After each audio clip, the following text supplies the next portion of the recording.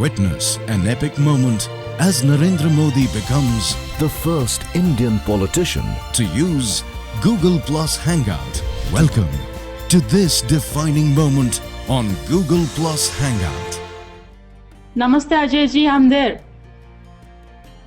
Namaste. Just I was talking with a Hyderabadian from New York. नहीं हैदराबाद से ही बात कर रहे सर. हिंदुस्तान के रहने वाले तो हिंदुस्तानी रह के इधर ही रह गए. मेरा नाम सत्यलक्ष्मी है, हैदराबाद की रहने वाली हूँ. सॉफ्टवेयर कंपनी में काम करती हूँ. साथ साथ मैं टीचर भी हूँ. जैसे कि आपने बोला कि टीचरों की बहुत ज़रूरत है हमारे लिए, तो मेरे को अच्छा लगता है टीचिंग करना और मैं टीचर भी हूँ. मेरा सवाल ये है, पिछले कुछ दिनों में देखा जाए गुजरात में लड़कियों की संख्या जो है लड़कों की संख्या की गणना में बहुत कम थी. आपके शासन के 10 साल में ये संख्या जो है बहुत अच्छी वृद्धि हो गई है. लड़कियों की संख्या जो है वो अच्छी वृद्धि हो गई है.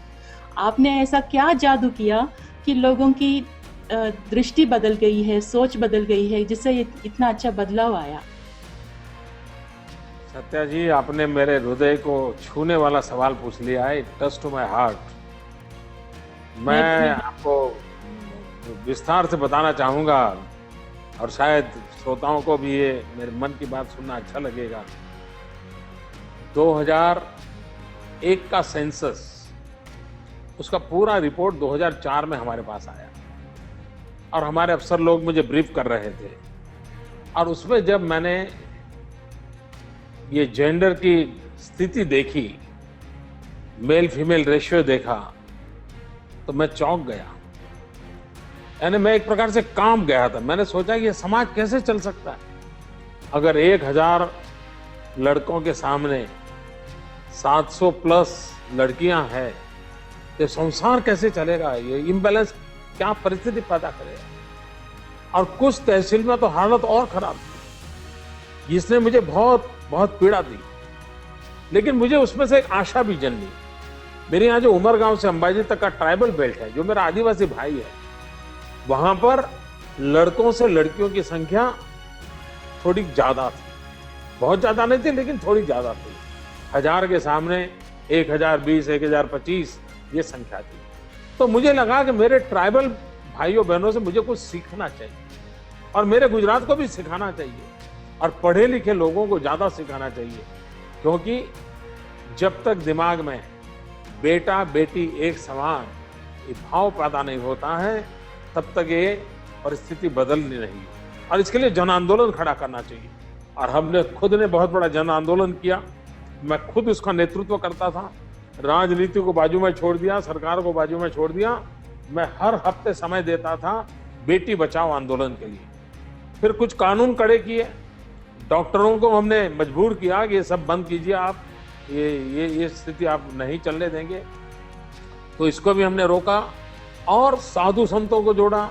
मैरिज सेरेमनी में भी शपथ दिलवाना शुरू कर दिया. मास मैरिजेज मेरे यहाँ होते हैं, उसमें भी शपथ दिलाना शुरू कर दिया. माताओं को विशेष रूप से इकट्ठा किया कि अब हम किसी भी माँ की गोद से, पेट से बेटी की हत्या नहीं होने देंगे. अनेक बच्चों ने ड्रामा तैयार किए, स्ट्रीट ड्रामा तैयार किए. यानी लोक शिक्षा का एक अनुभव हुआ. कभी कभी हमने एक ऐसे कुछ तो इमोशनल ड्रामा बनाए हुए हैं कि गर्भ में से ही बेटी बोल रही है कि माँ तुम मुझे मत मारो. वो जब कहती है तो पूरा ऑडियंस रो पड़ता है. एक इमोशनल स्टेज पर हम चीज को ले गए और धीरे धीरे स्थिति बनी कि आज हम काफी आगे हैं. और अभी भी करना बहुत बाकी है. हम ये दावा नहीं करते हो गया है, लेकिन पुरानी खोट इतनी है, इतना मार्जिन है, इसको भरने में हमें समय जाएगा.